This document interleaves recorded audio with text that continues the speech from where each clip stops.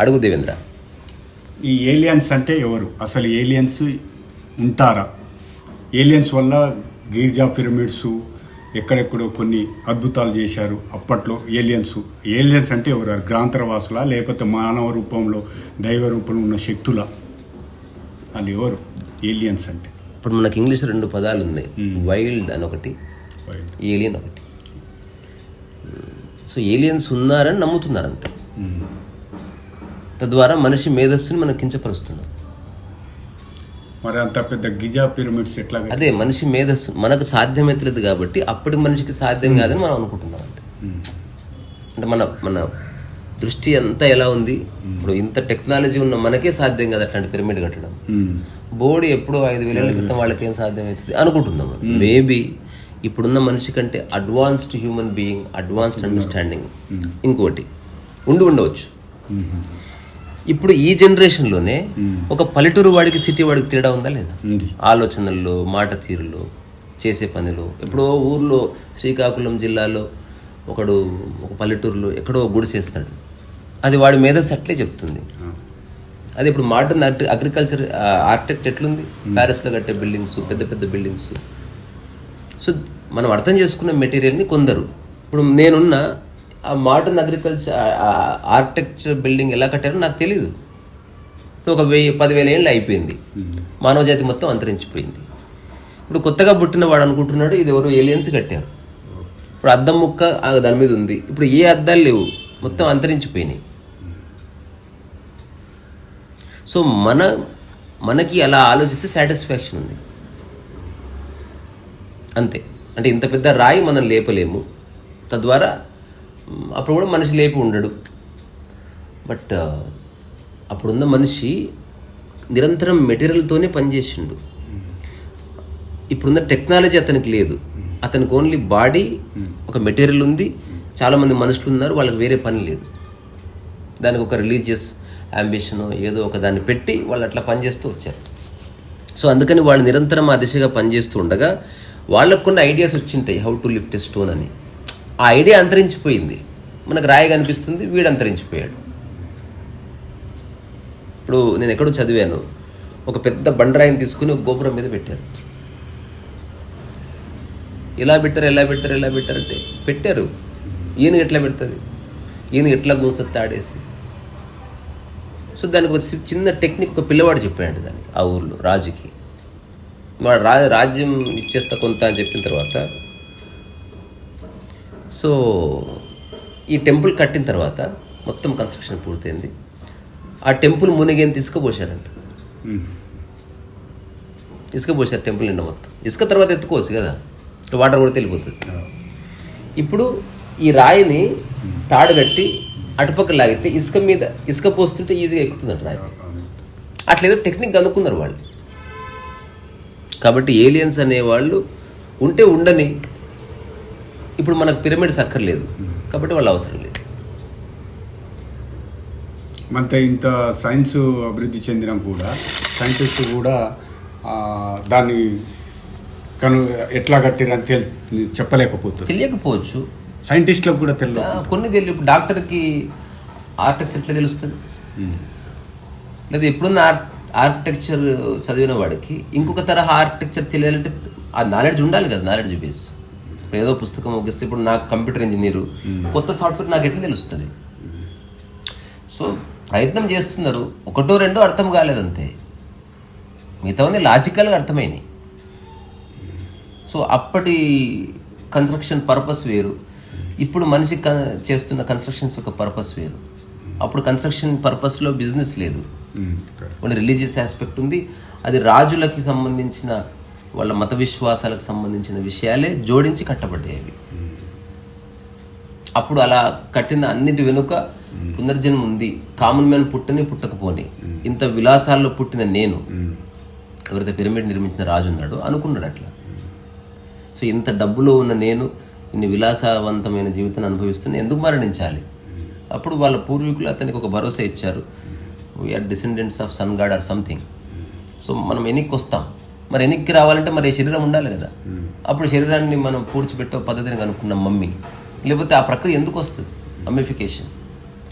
So శరీరం ఉంటే చాలు, దాంట్లో ఏదో వచ్చిపోతుందని తెలుసుకున్నారు, దాన్ని నమ్మారు. సరే, శరీరాన్ని ఒక దాన్ని మమ్మిఫికేషన్ చేసిన తర్వాత దాన్ని ఒక బాక్స్లో పెట్టి అతను ఎలాంటి పదార్థాలు తింటాడు అవన్నీ కూడా తెచ్చిపెట్టారు. అతను ఏ రోజు లేస్తాడో అతను తిరిగి వెంటనే అవి తిని బయటకు వచ్చేస్తాడో అనుకున్నారు. ఆ పిట్టకథలు ఏం నడవవు. అనుకోవడానికి ఏముంది, బొచ్చడు అనుకోవచ్చు. నువ్వు ఇట్లా దేవుడికి నైవేద్యం పెట్టి నా కోరిక తీరాలనుకుంటావు, అవుతుంది, అయింది. నువ్వు అనుకోవడానికి ఏం ప్రాబ్లం లేదు. అవుతుందా కాదా అనేదానికి మాత్రం ఒక ఆన్సర్ ఉంది. ఇట్లాంటివి ఎప్పుడు జరగలేదు, ఎప్పుడు జరగవు. There is no resurrection, there is no rebirth.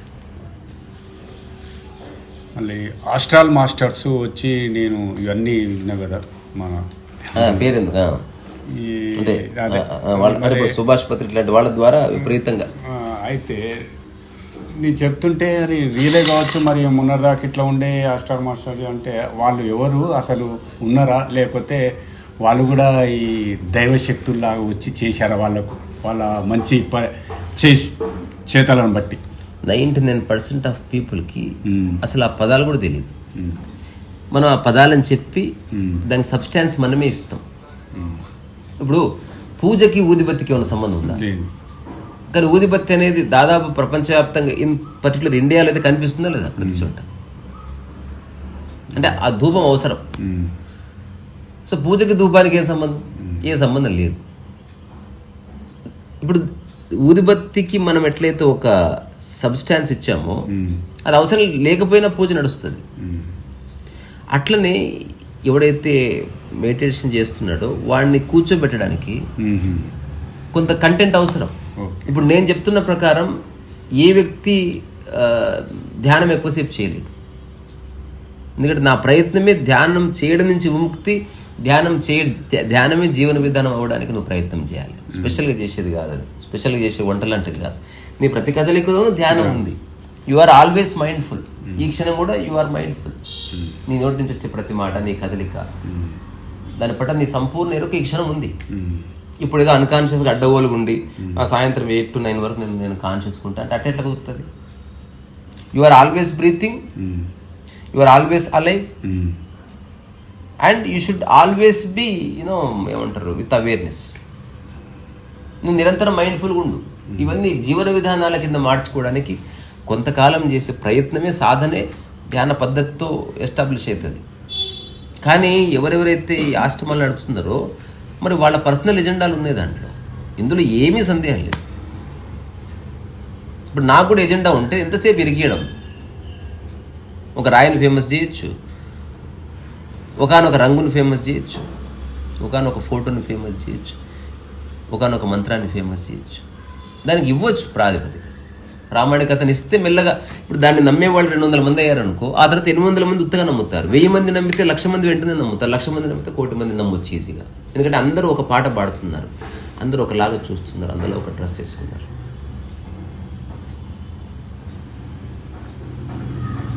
ఇప్పుడు ఇది ఉంది కదా, త్రైత సిద్ధాంత భగవద్గీత, అందరు ఇట్లా బొట్లు పెట్టుకుని తిరుగుతూ ఉంటారు యాంటనా లాగా. స్టూపిడిటీకి ఒక అంతు లేదబ్బా, సింపుల్. సో ఆస్ట్రల్ మాస్టర్స్ ఉన్నారు, దీనంటే ఉండని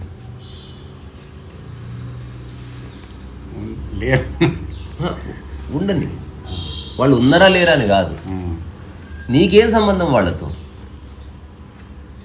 నువ్వు ఇండిపెండెంట్గా నీ శరీర ధర్మాలని, నీ మనోధర్మాలను అర్థం చేసుకుని, నీ గ్రౌండ్, నీ స్కై, నీ చుట్టుపక్కల ఉన్న పరిసరాలను అర్థం చేసుకుని నువ్వు జీవించు. తక్కువ కానీ పెద్ద పెద్ద రోగాలు ఆస్ట్రాల్ మాస్టర్ వచ్చి సర్జరీ చేసిరు అంటారు కదా, ముక్కు మీద గుద్దారు అంతే చేసుకొని. నేనైతే ఇక్కడ పెట్టేస్తే కూడా ఆస్ట్రాల్ మాస్టర్స్ నాటలో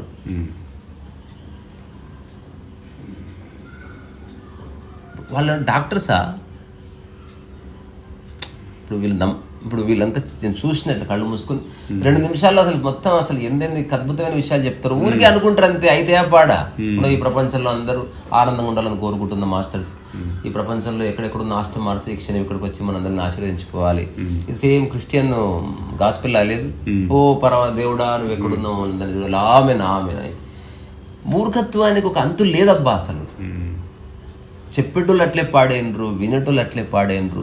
అట్లా ఒక 2-3 వేల మంది నమ్మగానే దానికి ఒక సిద్ధాంతం అయిపోతుంది. నీ పక్కింట్లో ఎవడన్నాడో తెలియదు, నీకు హాస్టల్ మాస్టర్ ఏం తెలుస్తుంది, వచ్చిందోడు అది చేశాడని ఎట్లా తెలుస్తుంది.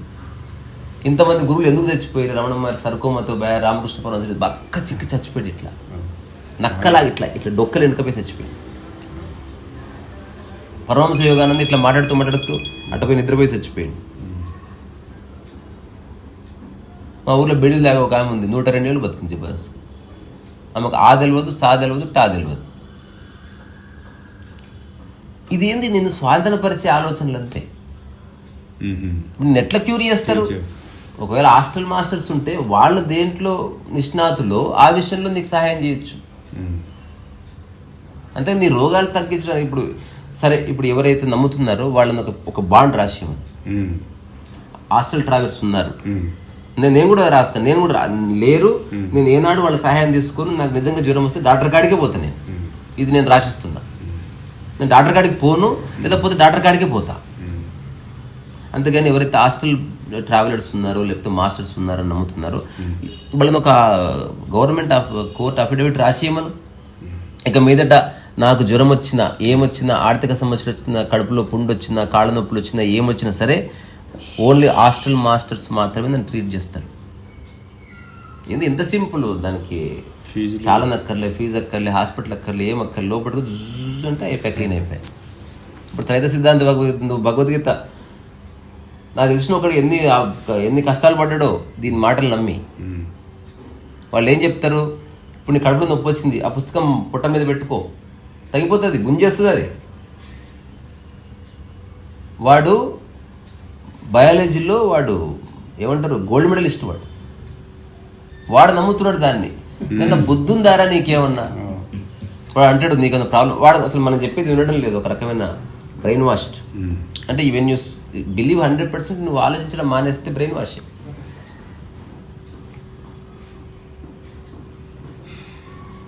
ఇదంతా 2 పదాలు దాతోనే స్టార్ట్ అవుతుంది, ధ్యానము, దంద.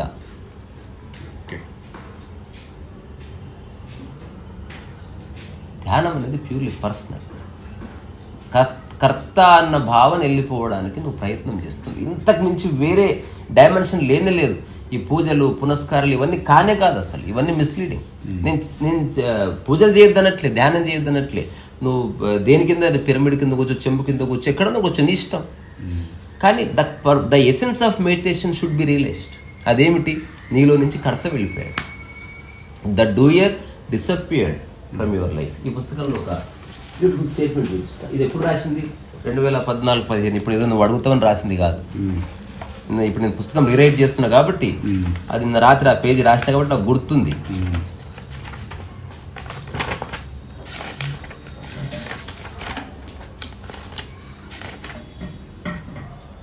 చూడు, keep walking until you disappear. నువ్వు డిసపియర్ అయిపోయే వరకు నడువు. ఇదొకటి. దీని తర్వాత ఇంకొక పేజ్ చూపిస్తా. అదేమిటంటే నడువు, కానీ నడిచేవాడు లేకుండా చూసుకో. ఈ ఊరికే రాస్తున్నది కాదు, రాయాలంటే ఒక పెద్ద కథ రాయొచ్చు. విషయం walk until the walker disappear. ఇందులో ఏం లేదు, ఒక పేజీలో జస్ట్. కానీ పరమ సత్యం ఇది. నడుస్తున్నప్పుడు నడిచేవాడు లేకుండా చూసుకో. మాట్లాడుతున్నప్పుడు నేను మాట్లాడుతున్నా అన్న ఈ అహంకారం లేకుండా చూసుకో. చెప్పినప్పుడు నేను చెప్తున్నా అది వినాలి అనేది లేకుండా చూసుకో. నీలో కర్త ఉన్నప్పుడు అది వస్తుంది. కర్త అంటేనే అహంకారం. ఈ చిన్న విషయాన్ని తెలియజేయడానికి ధ్యానం ఉంది తప్ప ఈ పద్ధతులేంది, ఈ బిళ్ళలేంది, ఈ గొడుగులేంది. నాకైతే ఆశ్చర్యమవుతుంది అసలు.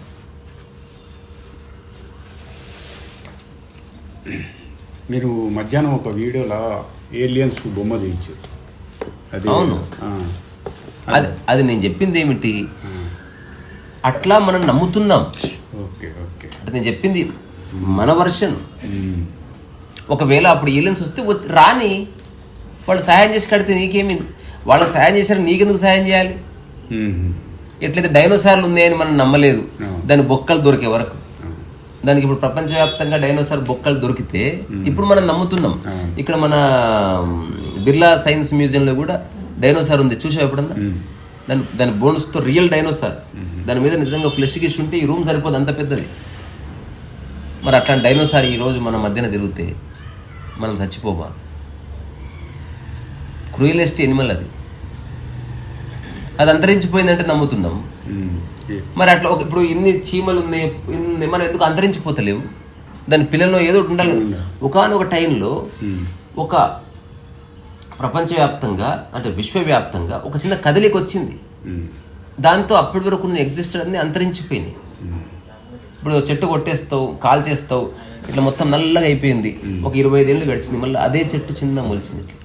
మళ్ళా ఉన్న జీవంలో నుంచి మళ్ళా మానవ జాతి, జంతు జాతి అట్లా మళ్ళీ తిరిగి ఆవిర్భవించింది. కొన్ని డిసపియర్ అయిపోయినాయి, దాని మూలాలు లేకుండా అంతరించిపోయింది. రీసెంట్గా ఒక డాక్యుమెంటరీ చూసిన, ఒక పెద్ద ల్యాండ్ ఉంది, అంటే హండ్రెడ్స్ ఆఫ్ ఎకర్స్. అక్కడికి వెళితే మొత్తం నల్ల మట్టి. ఆ సైంటిస్టులు ఏం తెలుసుకున్నారు అంటే అక్కడెక్కడో ఒక వాల్కనో బద్దలైతే, జ్వాలాముఖి బద్దలైతే, అగ్నిపర్వతం బద్దలైతే ఆ లావా అంతా ఇట్లా వచ్చి ఇప్పుడు దీని మీద పారింది. ఇట్లా పారింది, కరెక్టే. పారితే ఒక రకమైన బూడిద వస్తుంది, బూడిద వచ్చింది. కానీ దగ్గరికి వెళ్ళి చూస్తే తెలిసింది ఆ బూడిద లోపల కొన్ని లక్షల మంది పుర్రెలు ఉన్నాయి, అవశేషాలు ఉన్నాయి. ఆ అవశేషాలు ఈనాటి మనిషివి కావు. అంటే 5,000 సంవత్సరాలు 10,000 సంవత్సరాలు నియాండర్తల్ కాదు. At least couple of lakhs years ago ఒకానొక జాతి భూమి మీద నడిచింది. అది కోతిది కాదు, కుక్కది కాదు. ఆ ఎముక నిర్మాణము, దాంట్లో ఉన్న శిలాజము, దాని కన్స్ట్రక్షను మనిషిని పోలి ఉంది. సో ఇది మనకు ప్రూఫ్ అంతే. డైనోసార్ ఉందని నమ్ముతున్నాం. అట్లనే ఏలియన్స్ ఉంటే ఉండని, ఏలియన్స్ నేను సహాయం చేశారు నిర్మించడానికి. ఆ ఏలియన్స్ అంతరించిపోయారు, ఇప్పుడు వాళ్ళకి అవసరం లేదు.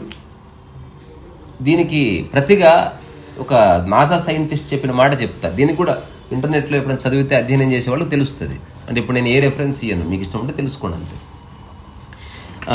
ఆయన చనిపోయేటప్పుడు ఒక మాట చెప్పాడు, మనమంతా ఇక్కడ దేశాలు విడిపోయాము, దేశాధ్యక్షులం అయ్యాము, ఇది స్ట్రాంగెస్ట్ ఎకానమీ, ఇది 5th ఎకానమీ, ఇట్లా ఇట్లా ఇట్లా ఇట్లా అనుకుంటున్నాం. కానీ అసలు ఒకానొక మనకు తెలియని ఒక జాతి ఉంది అంతరిక్షంలో. ఇప్పుడు మన భూమిని మొత్తం వాళ్ళు ఎప్పుడో కబ్జా చేసుకున్నారు.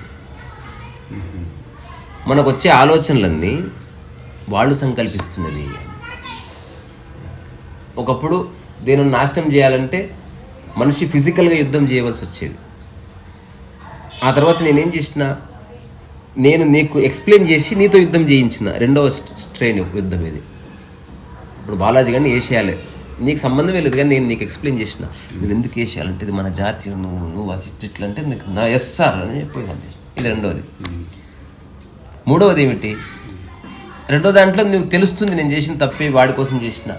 మూడవది నేను నీకు చెప్పడమే లేదు, జస్ట్ నీ ఆలోచన నీలో పెడుతున్నా, నీకు తెలియదు అసలు. ఇట్లా చూసినావు అనుకో, కోపం వచ్చింది, పోయి బుద్ధి చంపేసినాను. ఇప్పుడు చేయిస్తున్న నేను సెకండ్ టైంలో తెలిసింది, అతను చెప్తే చేసిన. ఇప్పుడు ఎవరు చేసినట్టు తెలియదు, నాకు ఎందుకు అనిపించింది సార్ అట్లా చేసినట్టు. సో మొట్టమొదటిసారి ఈ మనకు అర్థం కాని ఒకానొక జాతి అంతరిక్షంలో మనిషి యొక్క ఆలోచనలు నియంత్రిస్తూ అది తనకు కావాల్సిన పనులు చేయించుకుంటుంది. కానీ ఇది కూడా నాకు సమగ్రంగా తెలీదు. బట్ మనిషికి తెలిసిందే ఫైనల్ అని కాదని అతను కూడా చెప్పాడు. నేనేమంటా, ఏలియన్స్ ఉండని, లేకపోతే బ్రిటిష్ వాళ్ళు వచ్చి తిరిగి పరిపాలించండి, ఏమైనా జరిగింది, నీ పని నువ్వు ఫస్ట్ సమగ్రంగా చెయ్యి. ఇప్పుడు బ్రిటిష్ వాళ్ళు వచ్చి పరిపాలించినా, అంతకుముందు మొఘల్స్ వచ్చి పరిపాలించినా మామిడి చెట్టు మామిడికాయలు ఇచ్చిందా లేదా? ఇచ్చింది. సో వాళ్ళు మనుషుల్ని రూల్ చేశారు కానీ ప్రకృతిని రూల్ చేయలేదు. సో నువ్వు మనిషిగా అంటే ప్రపంచం ప్రాణిగా ఉంటే ఈ సోదంతా, ప్రకృతి ప్రాణిగా ఉంటే ఏ సోది లేదు. ఏలియన్స్ ఉంటే ఉన్నారు, ఇప్పుడు ఏలియన్స్ వస్తే వచ్చారు, తుస్సుని ఒకటి దిగాడు, నేను పోను చూడను, నా పని నేను చేసుకుంటా, వస్తే ఏమి, మన ఇంటికి వస్తే నీళ్ళు ఇస్తాను, ఆడు దాడి చేస్తే నేను తిరిగి దాడి చేస్తానేమో, యాజ్ ఎనిమల్ ఇన్స్టింక్ట్. అదర్వైజ్ ఈ చర్చలు ఎందుకంటే నీవు చేస్తున్న పనిని శ్రద్ధ లేక, మన పొటెన్షియల్ని మనం నమ్మక, ఎట్లయితే గవర్నమెంట్ సహాయం కోసం ఎదురు చూసే బ్యాచ్ ఉంటుంది, వీళ్ళంతా విశ్వ సహాయం కోసం ఎదురు చూసే బ్యాచ్ అనమాట. ఎవరు రావాలి మా ఆత్మను సరిదిద్దాలి, మా రోగాలు మాన్పించాలి.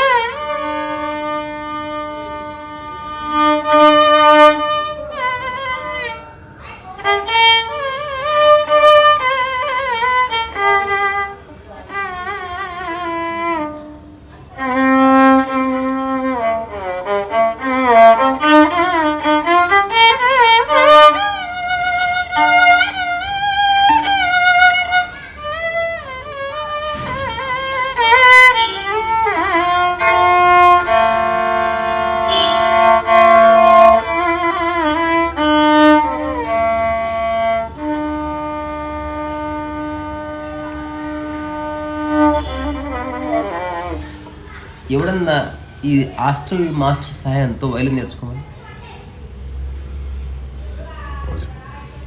ఇంపాసిబుల్. రైట్. ఈ హాస్టల్ మాస్టర్స్ ఎవరు, వాళ్ళు ఎందుకు తిరుగుతారో అట్లా నాకైతే తెలియదు. ఒకవేళ నిజంగా వస్తే నాకు వద్దు, ఇది అహంకారముగా నాకు వద్దు. పై ప్రకృతి పరంగా వచ్చిన పొటెన్షియల్ చాలు. నీ స్థితిని నీ దమాక్ ఖరాబ్ కావడానికి కారణం ప్రపంచము, నువ్వు ఆధారపడుతున్నదేమో ప్రకృతి విషయాల మీద. ఎట్లా వెళ్తుంది? టూ మచ్ ఉంది. ఇప్పుడు ఇంతవరకు ఏ మాస్టర్ చెప్పలే ప్రకృతి ప్రపంచాన్ని విడదీసి. నేను ఎందుకు ఇన్నిసార్లు చెప్తున్నా, ఏమో భూమి అంతరించిపోయేలోపు అట్లీస్ట్ ఎక్కువ మందికి చేరుతుంది, కానీ చేరుతుందని చెప్పి మళ్ళీ నేను దుకాణమో లేకపోతే అట్లా ఏం స్టార్ట్ చేయాలనుకోవట్లేదు. ఎవరితో ఎవరికి ఏ పని లేదు. నువ్వు ఒంటరివాడివి, నేను ఒంటరివాడిని. మన మధ్యన ఒక సంస్థలో సిద్ధాంతము ఇవేం అక్కర్లేదు. ఫ్రీ ఉండాలి మనిషి. అసలు ఏంది న్యూసెన్స్? అసలు spirituality is all about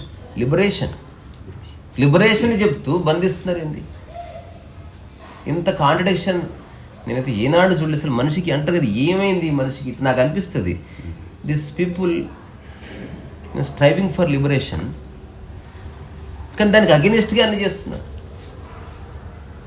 free అయిపో, ఆశ్రమాల నుంచి ఫ్రీ అయిపో, సిద్ధాంతాల నుంచి ఫ్రీ అయిపో, మనుషుల నుంచి ఫ్రీ అయిపో, మూర్ఖత్వాల నుంచి ఫ్రీ అయిపో, ఆర్థిక వ్యవహారాల నుంచి ఫ్రీ అయిపో, పాలిటిక్స్ నుంచి ఫ్రీ అయిపో.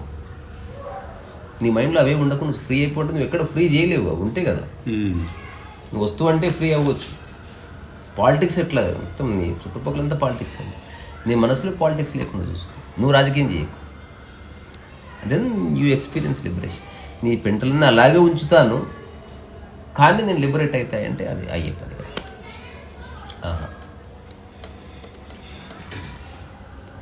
సో నాకు తెలిసినంత వరకు ఎక్కువ మందిని ఒక చోట కూర్చోబెట్టాలంటే నువ్వు కొన్ని అబద్ధాలు చెప్పాలి, కొన్ని అభూత కల్పనలు అందియాలి. వాళ్ళకి ఎంత చర్చించినా గురువుగారు తప్ప ఇంకెవడు ఎవడూ చెప్పని పిచ్చకుంట్ల సమాచారాన్ని అందజేయాలి.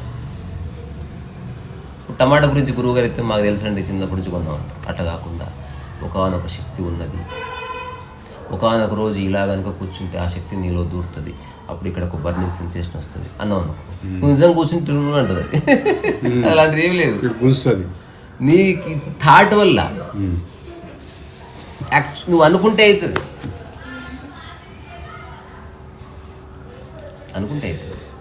కానీ మనిషిని నమ్మించలేవు.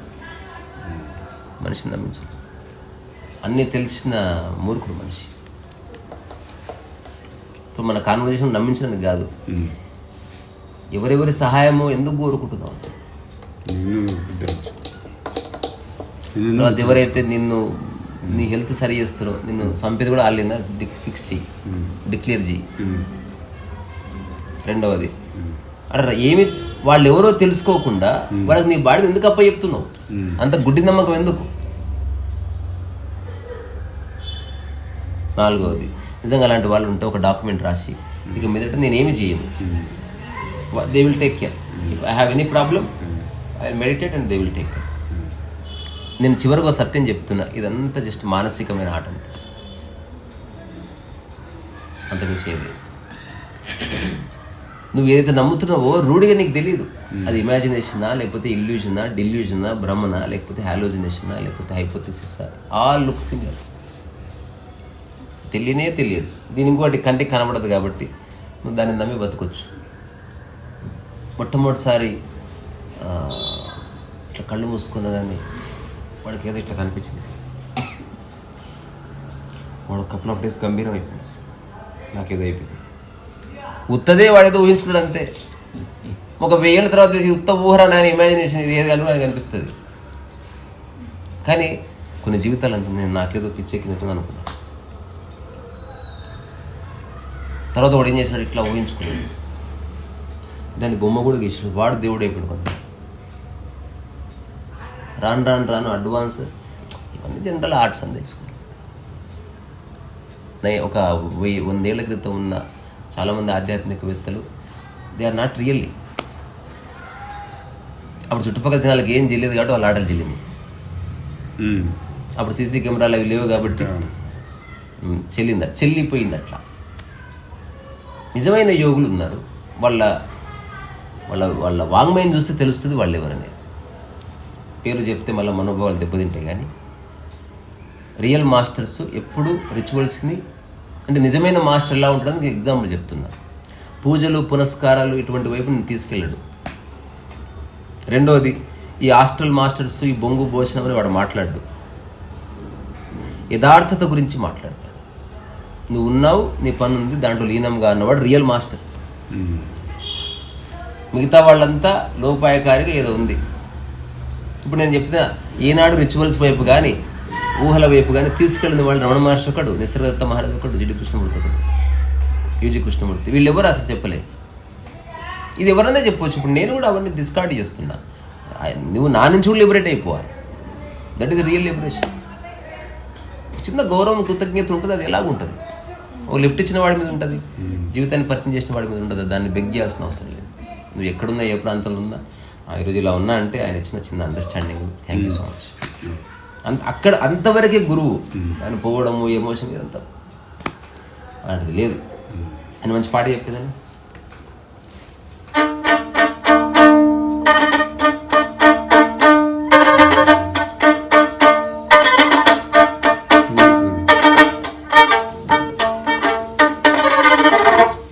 హిందీ పాట, ఏ దునియా ఏ మహతిల్, ఏ దునియా ఏ మహతిల్ మేరే కామ్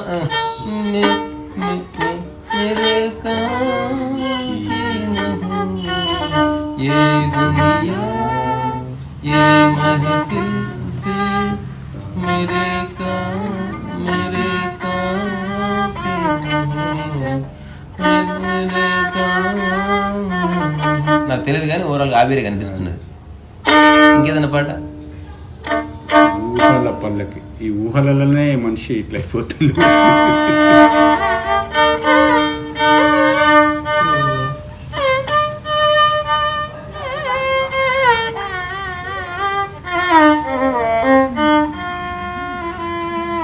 నాకు ఎంత ట్రై చేసినా వైలిన్ రాలే. నేను ఒకసారి ఒక రాయి మీద కూర్చుంటే ఒక హాస్టల్ ట్రావెల్ హెల్ప్ చేసాను. అప్పటి నుంచి బాగా వాయిస్తాను. ఇప్పుడు నాకు మళ్ళీ కొంచెం మార్క్ పెట్టేశారు. తర్వాత ఇంకో హాస్టల్ ట్రావెల్ మాస్టర్ నా దగ్గరికి వచ్చి ఫస్ట్ వచ్చి నేను రియల్ కాదు, నేనే రియల్ అన్నాడు. నమ్మిన నేను. ఓకే, అట్లా తీసుకోండి మన మైండ్ సెట్. తర్వాత నెక్స్ట్ వీక్ మహావతార్ బాబాజీ కలుస్తాను. అది నమ్ముతే నమ్ము, లేకపోతే లేదు.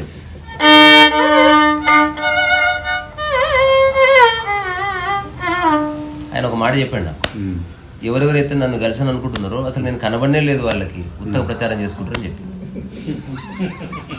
మరి ఈ విషయం నువ్వు చెప్పమన్నాడు కానీ నాకు భయం అవుతుంది.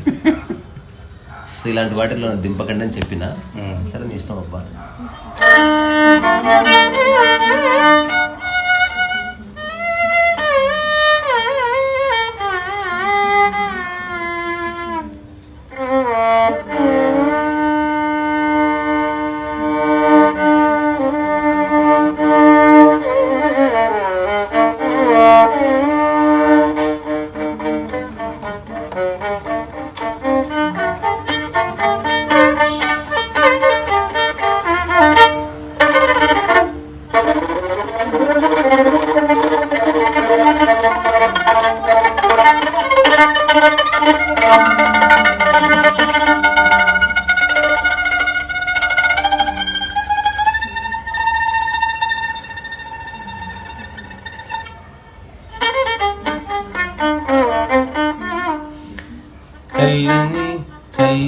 ఓ చందమామ నీ కథలన్నీ తెలిసాయి ఓ చందమామ నా చందమామ. ఏం కట్టారు?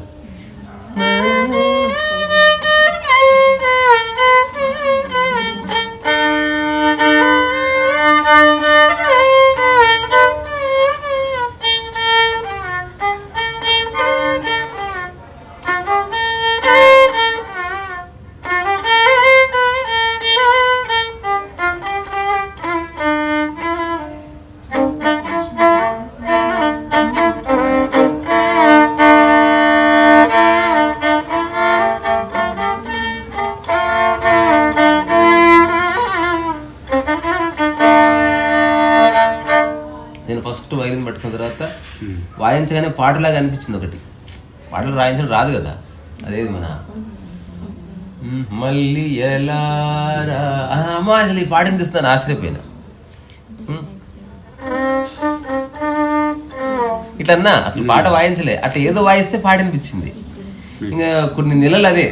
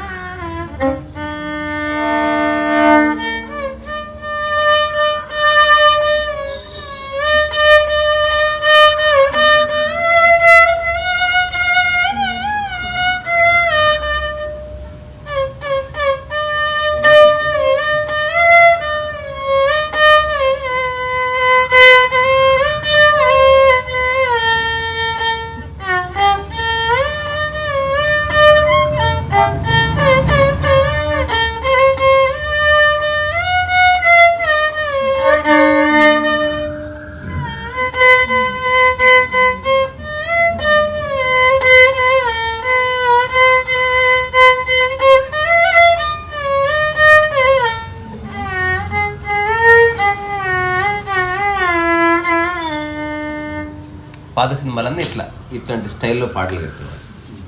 సో నా ఫైనల్ కంక్లూజన్ అంటే హాస్టల్ మాస్టర్స్ ఉంటే ఉండని, ఏలియన్స్ ఉంటే ఉండని.